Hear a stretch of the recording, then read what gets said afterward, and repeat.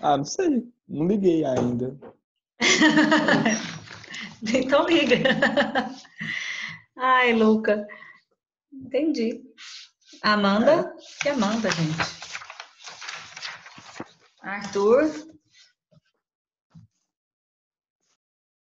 Arthur Isaac. Xavier Sangalete. Arthur Xavier. Aqui, eu vou ler. Bruna. Presente.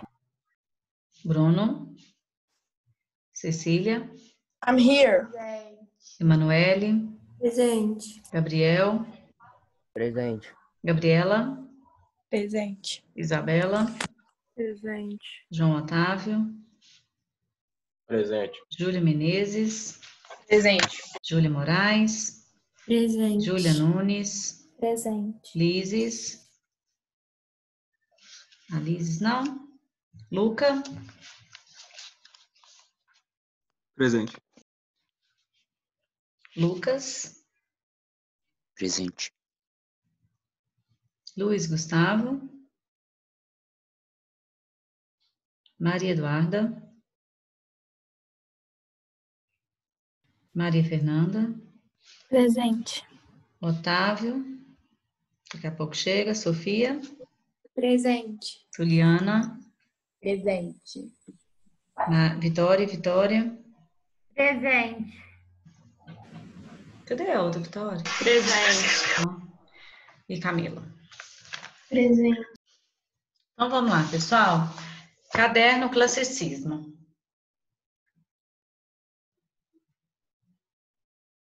Júlia, já passou seu protetor solar? Ainda não, deu 3 horas, eu passei às 7h30 mais ou menos. Aí tem que coisar, esperar.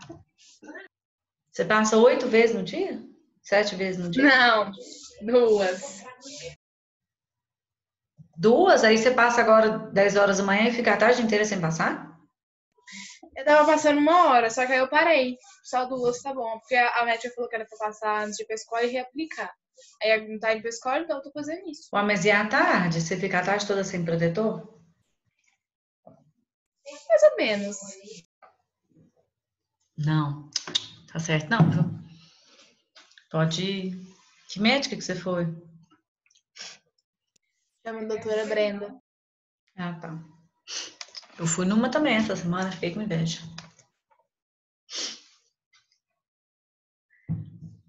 Vamos lá, só que eu não fui na Brenda, não. Classicismo. Então, pessoal, vamos começar aqui. Na aula passada a gente deu um pontapé inicial do classicismo, mas o estilo do classicismo é esse, né? A questão das novelas de cavalaria, dos heróis, da tradição das espadas, bem pós-Idade Média. Então, olha aqui. Durante o classicismo ocorreu o Renascimento Cultural, que foi um movimento não só literário, mas artístico como um todo. O Renascimento Cultural, ele buscava fazer uma reforma na arte mesmo, mostrar grandes inovações. E nessa época surgiram muitas obras conhecidas, né? Leonardo da Vinci. Aqui foi um movimento de efervescência cultural e que tem uma certa importância para nós até hoje. Quando se fala em arte, não tenhamos dúvida, né, que ao ver uma tela dessa, isso aqui é arte, porque retrata uma certa verossimilhança, temas da mitologia, algo aproximado do real, a questão da natureza. E o Renascimento Cultural foi um período que voltou-se mais para o ser humano. Só para a gente lembrar aqui, na Idade Média, lá no trovadorismo, nós tínhamos o foco central na igreja. O humanismo foi aquele processo de transição, aquele processo de mudança.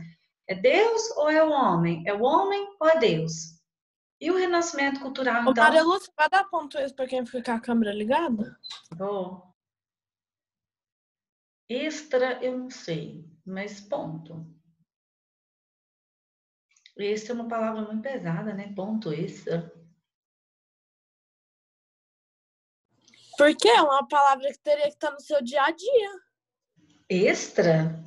Com certeza. Lógico, Hoje eu vou chegar na aula e vou claro. dar um ponto extra para cada um aí. Que lindo.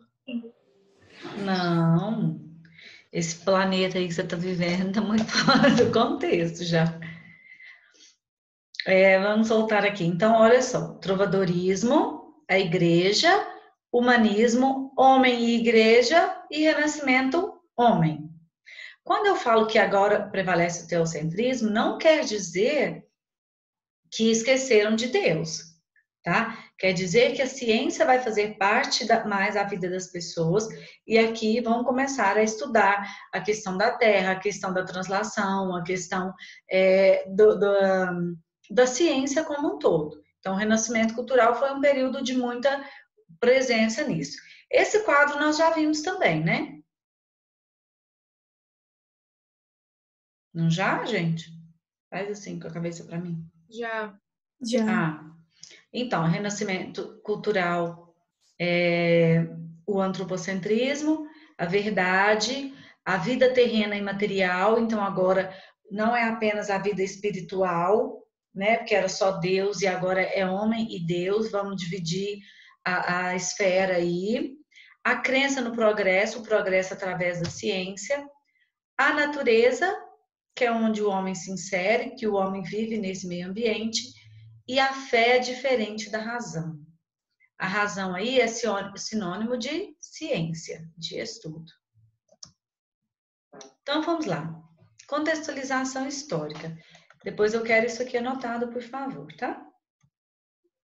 Contextualização histórica. Então, nós tivemos uma crise religiosa, derivada dessa intromissão da ciência, do homem passar a ser um ser pensante, o homem passar a ser estudioso. Até então, tudo que era proposto na Idade Média pela igreja era inquestionável. É para fazer isso, ok, vamos fazer. Só que, posteriormente, tanto é que nessa época... Ai, Bruno, você desligou a câmera? Nem se eu for dar ponto extra, você está dentro. Só que nessa questão aqui, antes a igreja era assim, se você não fizer tal coisa, você está cometendo um grande pecado, a igreja pode te punir. Tem até a punição da igreja. E a partir desse contexto aqui, a crise religiosa vai entrar na questão do homem, entrar um certo conflito com a ciência. A igreja entra em um certo conflito com a ciência, porque a igreja diminuiu o seu poder. A igreja prega os seus dogmas, mas nem todos os seguem mais. Por que nem todos os seguem mais? Porque agora o homem é um ser pensante, o homem é dotado de inteligência a fim de poder estudar, a fim de progredir, a fim de ter o seu crescimento. Tá? Então, a contextualização histórica gira basicamente em torno dessa crise religiosa. Nós tivemos as grandes navegações. Isso aqui vai ser um ponto importantíssimo para nós. Com o fim da Idade Média, então nós tivemos, do feudalismo, né? Aqui nós tivemos a intromissão do financeiro. E as grandes navegações foram investimentos financeiros, investimentos políticos. Por quê? Aquele país que tinha condição mandavam as tropas, né, para os mares, a fim de expandir, de colonizar, de descobrir novas terras. No processo de navegação, chegaram ao Brasil. Por isso que esse processo das grandes navegações, esse investimento, vamos assim colocar, foi fundamental para nós. Porque aqui nós tivemos a descoberta do Brasil, que é o quinhentismo, que tem um período literário relacionado a ele. Esse período do quinhentismo vai ser só literário, ele não é artístico. A arte como um todo vai ser o renascimento cultural, né? O classicismo. Mas o quinhentismo vai ser o período literário que vai vir depois para nós, mas ela vai acontecer só aqui no Brasil, porque o Brasil foi descoberto, né? O Brasil foi achado, na verdade, não foi descoberto. A invenção da imprensa lá na Europa, né, com grande transformação na questão da publicação e divulgação das obras. O fim do sistema feudal, o que gerou já a questão financeira, e a ascensão da arte greco-romana. Então, o classicismo vem da palavra clássico. O clássico é o quê? A arte greco-romana. Isso é a busca pelo clássico. A mitologia vai ser presente aqui, tá? Então, a arte greco-romana teve a sua aparição aqui no classicismo. No classicismo, nós também tivemos, dentro da literatura, o uso predominante de sonetos. Então, agora vão aparecer os sonetos. Quais as características das suas obras? A imitação dos modelos clássicos. Esse modelo clássico aqui vem através... Esse modelo clássico vem através da mitologia, da arte greco-romana, a busca pela perfeição estética. Aqui, essa perfeição estética... deixa eu anotar de cá para não sofrer.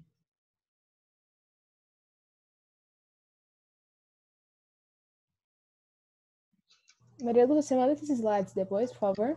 Mando sim. Aqui, a busca da perfeição estética é o soneto.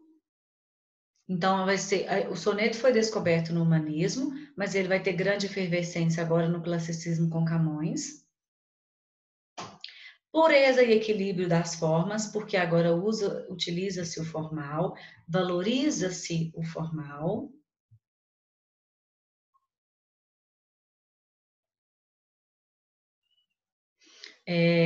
Racionalismo, nacionalismo e cientificismo. Por que o cientificismo? Porque a ciência vai entrar em vigor, questão da sabedoria do homem. Então, o homem agora é dotado de inteligência, o homem é capaz de pesquisar, o homem é capaz de estudar e o homem é capaz de descobrir, tá?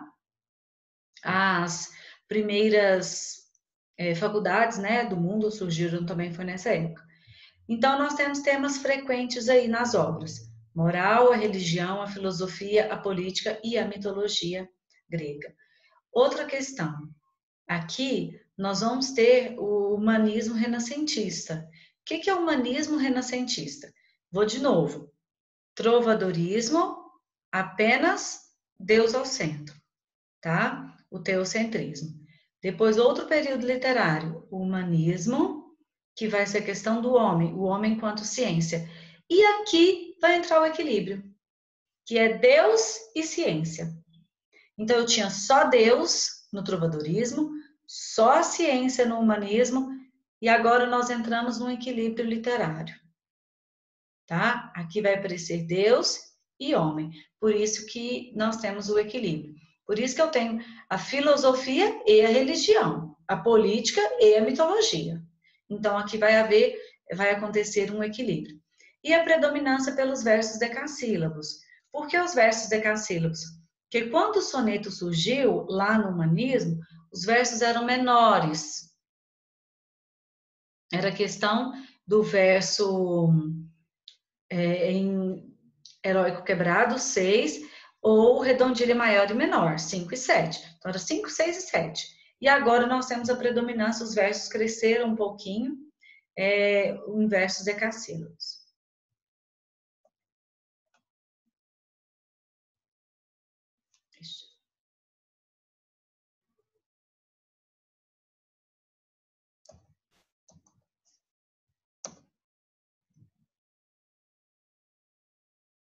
Continuando. Características ainda. A efemeridade do tempo, então tudo passa muito rápido, tudo é efêmero, tudo é muito mais instantâneo. O neoplatonismo, né, o amor platônico já tinha surgido e agora vem uma forma diferente de se ver, de se ter o amor platônico, a filosofia de Platão. Um doce estilo novo, gosto por versos decassílabos, eu retomei isso porque é algo novo. A personificação, a questão da... O que é a personificação? Lembra da figura de linguagem? A questão de humanizar aspectos objetivados, aspectos materiais, né? Então, é a questão de personificar algo que não é pessoa. E as figuras de linguagem predominante, paradoxo, antítese e personificação. Vou abrir outro parêntese aqui, ó, para chamar a atenção de vocês, um pontinho aqui.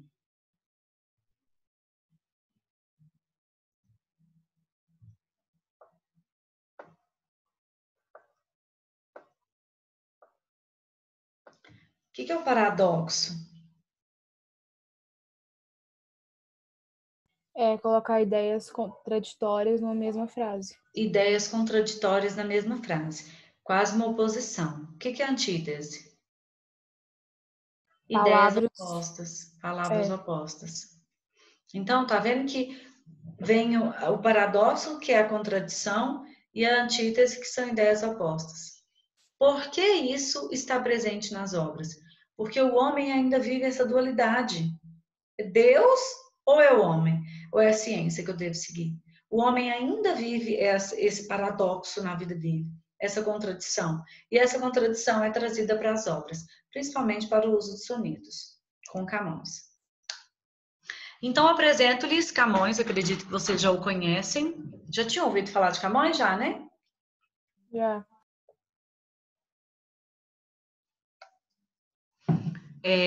Camões, se vocês virem na imagem, né, ele, durante algumas expedições aí, perdeu a visão de um olho.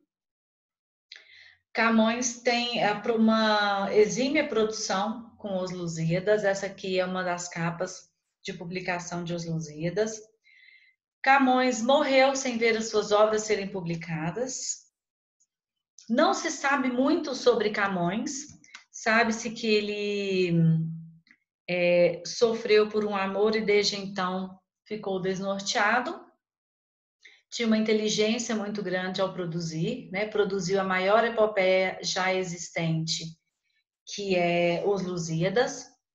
E Camões é fruto de gandaia. Ele era muito farrista, não tinha essa formalidade. Não se sabe nem como Camões morreu. Acredita-se que foi exilado, mas também não tem um estudo aprofundado sobre isso. Camões é um poeta, um dos maiores poetas portugueses até hoje, só que Camões ele teve esse momento de fora do centrado, assim, que ele produziu algumas obras, mesmo fora dessa concentração, e ganhou exuberância depois. Camões não viu suas obras serem publicadas, então não fez sucesso. Aqui eu coloquei um slide só para a gente relembrar dentro da arte como um todo. Quantas pessoas conhecidas surgiram nessa época dentro da arte que são importantes para nós, que nós estudamos ainda? Dante Alighieri, Giovanni Boccaccio, William Shakespeare, Miguel de Cervantes. Vocês lembram o que Miguel de Cervantes produziu? O livro mais lido do mundo depois da Bíblia? Não lembro. Don Quixote de la Mancha. Vocês leram Don Quixote? Quando eram mais novos? Já. Já leu? Nunca li. Para Nunca li. fazer trabalho seu? Ah, é mesmo. Ah, não, mas a Vitória só, né? Eu pedi para ler Don Quixote? Não sei, mas ele escreveu Don Quixote, espanhol, né? Michelangelo, Leonardo da Vinci, Mona Lisa, Donatello e Sandro Botticelli. Então, nós temos a arte aqui muito focada no Renascimento cultural. Tá vendo que os principais marcos artísticos que nós temos são dessa época. E aqui entra a literatura como um todo. Como a gente estuda apenas a literatura portuguesa, eu não vou me aprofundar em Miguel de Cervantes, uma vez que ele é espanhol. Mas aqui o Renascimento cultural, ele aconteceu na Europa, e aqui são alguns artistas, dos principais artistas europeus, tá? Em várias artes, né? Em vários tipos de arte. Deixa eu ver se eu consigo passar esse coisinho aqui.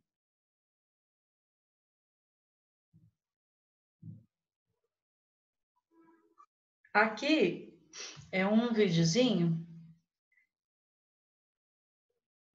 sobre Camões.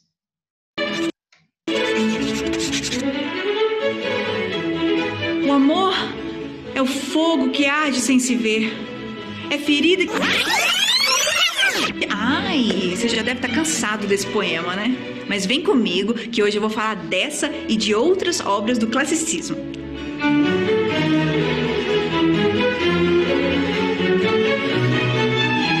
O classicismo é o nome dado à arte produzida no Renascimento. É a arte que retoma a época clássica, a cultura e o pensamento greco-romanos. A Idade Média era conhecida como Idade das Trevas, o contrário da época clássica, considerado como o ápice da cultura humana. E o Renascimento surgiu como uma tentativa de banir toda a escuridão e retomar a iluminação cultural e artística. A arte na Grécia Antiga buscava a perfeição, né? Então, no classicismo não vai ser diferente. Foi aí que o ser humano percebeu que, usando a razão, podia criar obras grandiosas e redescobrir a organização do mundo. Mas não é porque o antropocentrismo está em alta que a religião vai ficar de lado, né? Então, olha só, Deus também continua em alta, só que agora ele é alcançado por meio da razão. Olha ele aí dentro de uma coisa que parece um cérebro. Temos nesse período muitas obras com estética greco-romana, mas com temática religiosa. Às vezes, até da religião greco-romana. Na literatura, o destaque do classicismo é Camões. Ele é o maior poeta épico do nosso idioma, com sua grande obra Os Lusíadas, que narra a viagem de Vasco da Gama às Índias. Mas Camões também escreveu belíssimos sonetos, forma considerada mais divina, mais perfeita da poesia. Eu acho que o mais famoso dos sonetos dele é aquele que eu comecei a declamar no início da aula. Como é que ele era mesmo? Tô brincando, brincadeira, não vou fazer isso não. Eu vou parar por aqui, que a gente ainda tem muita coisa para poder estudar. Mas ó, antes de ir embora, eu sugiro que você dê uma lidinha nesse soneto de Camões, tá bom? Ele mostra claramente aquela mistura que eu falei, da busca pela perfeição com temática religiosa. Ele tá citando a Bíblia, sabia? Corre lá, vai pesquisar. Tchau. Vamos lá. Eu vou... Ué? Compartilhamento, fechou? Nós vamos abrir no livro para nós lermos Camões. Então, eu quero mostrar através da poesia dele algumas partes importantes para nós entendermos sobre a vida dele. No 3, Maria Lúcia? Oi? Não, no 2. Eu tenho agora. Só eu que estou no 2? Só, né? Vai. Eu acho que é. Acho que sim. Não, Marcela também tá. Eu só contar que tem mais um conteúdo. Verdade. Quentismo ainda. Depois a gente consegue dar uma acelerada, mas ainda tem mais um conteúdo. Livros, na página 144. Livro 2, por favor.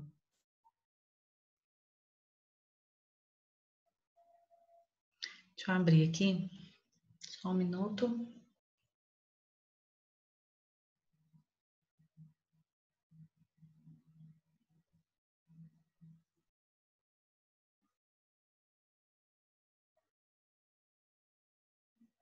Livro 2, página 144.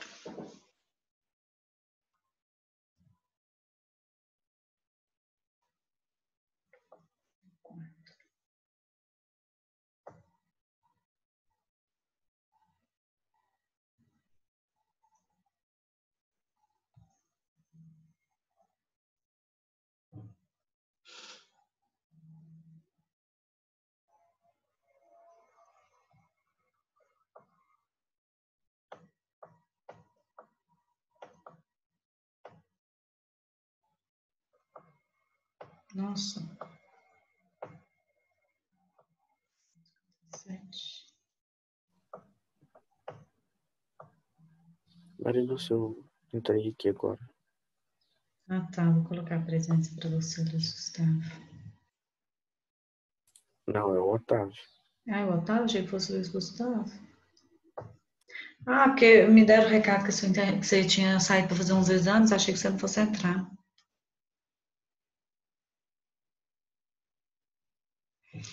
Até bom que eu já preencho isso aqui. Então, Luiz Gustavo não entrou, né? O Otávio entrou, ok.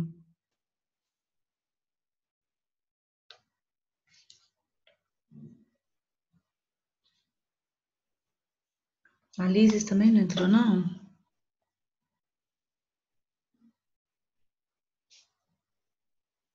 Maria Eduarda tá aí?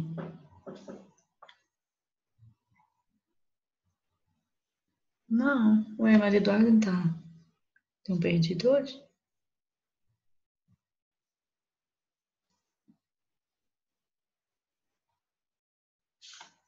A Lises. Que página que é mesmo? 144. Poemas de Camões. Camões, então, produz sobre duas vertentes, né? A vertente lírica e a vertente épica. A lírica são os poemas líricos de Camões, os poemas que têm sentimentalismo, que têm o eu lírico. E o poema épico é aquele que tem as características épicas que nós já conhecemos, né? Os feitos heróicos, os marcos históricos, e a sua principal obra, Os Lusíadas, marca uma grande navegação. Os Lusíadas é uma obra produzida com 2.208, se não me engano, se não me falha exatamente o número da memória, versos.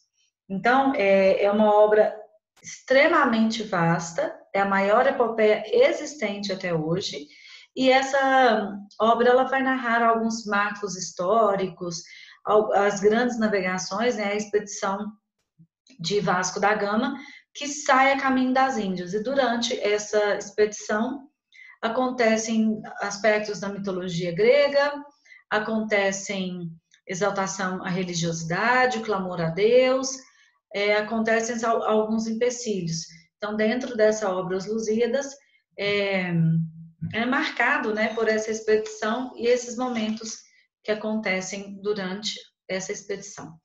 Aqui nós vamos ler esse poema aqui, ó, que é da poesia lírica. Tomemos um exemplo dos mais belos sonetos camonianos.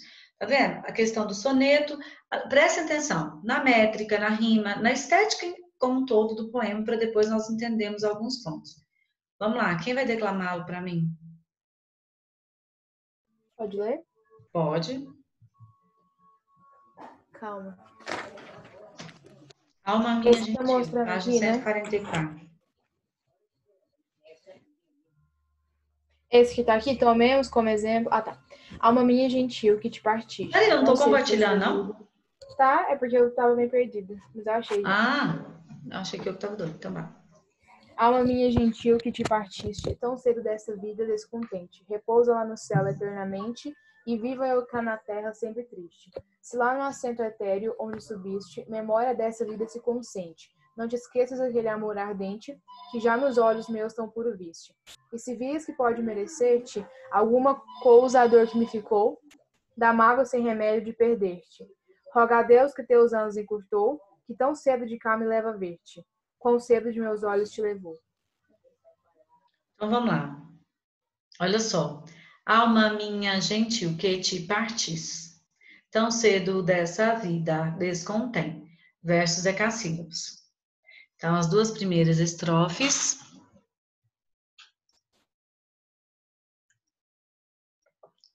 Ó. Versos decassílabos. Se lá no assento etéreo onde subis, não, memória desta vida se consem. 10 sílabas poéticas.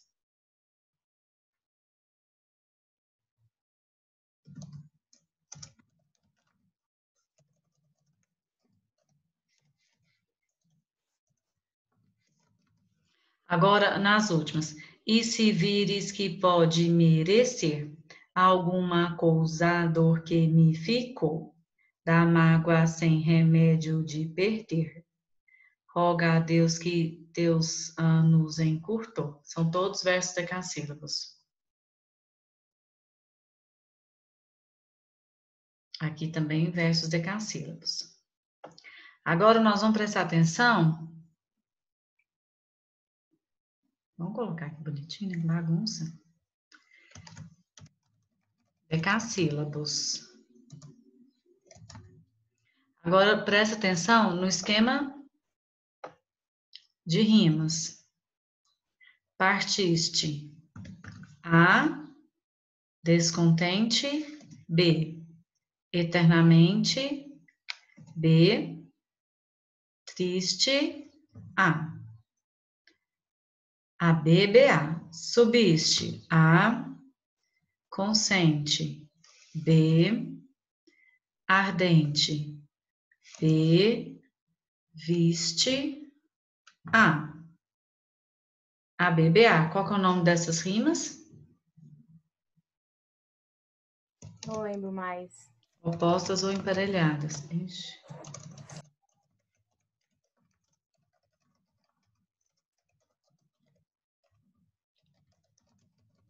E Só das aqui? duas primeiras estrofes, Maria Lúcia?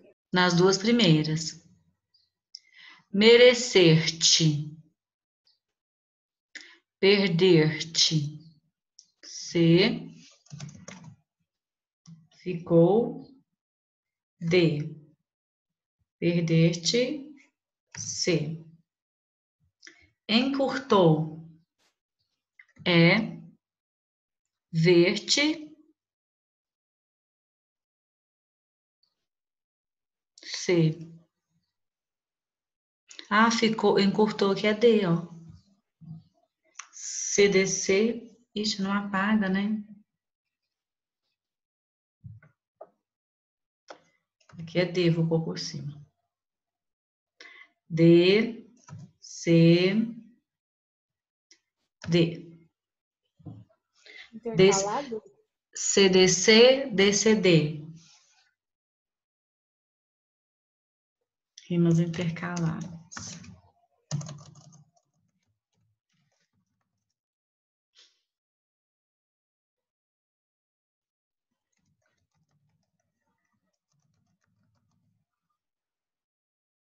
Ó.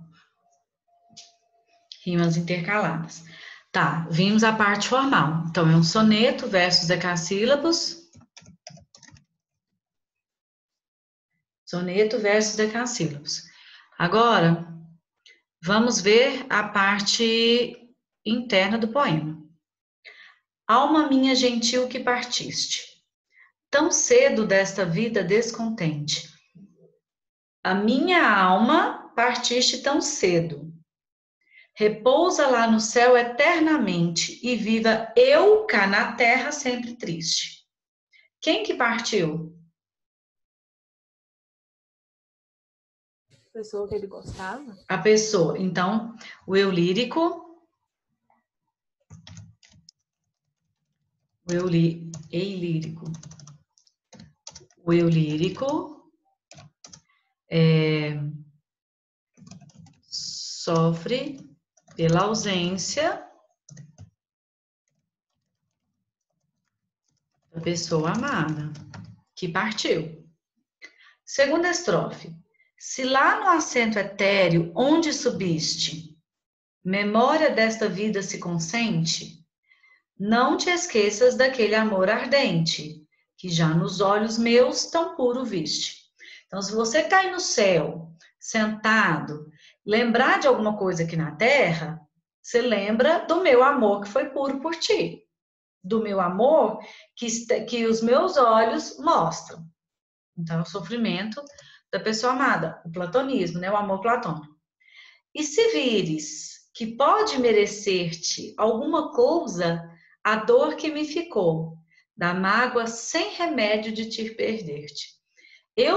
Você vai ver daí de cima que alguma coisa, a mágoa que eu sinto de te perder, não tem remédio para ela. O meu sofrimento ainda está muito presente.